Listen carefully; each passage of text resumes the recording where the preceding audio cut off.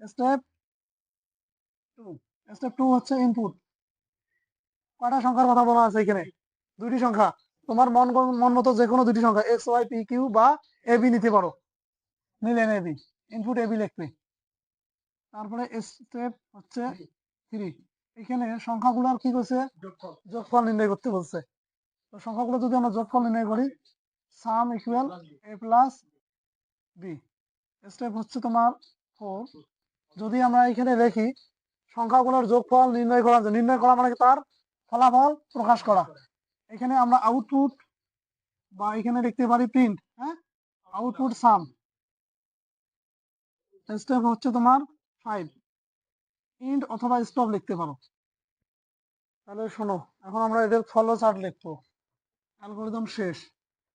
যদি follow chart লিখি তাহলে দেখো এই নিয়মে বাকি যতগুলো যোগের আছে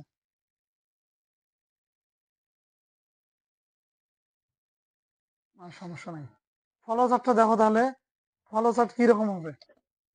তাহলে এখানে আমার প্রথমত স্টার চিহ্ন এরকম, মানে ওই চিত্রের মাধ্যমে এটাকে প্রকাশ করতে হবে।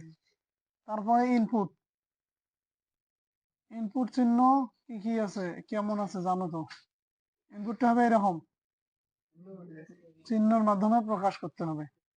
তারপরে হচ্ছে তোমার সাম, সাম ইকুয়াল হচ্ছে এ প্লাস বি। তারপর হচ্ছে তোমার আউটপুট, আউটপুট হচ্ছে সাম, এটাই হচ্ছে তোমার পড়া। ফলো চার্টের কাজই হচ্ছে এটা। কথা বলো না, স্টপ। এই তো এইভাবে।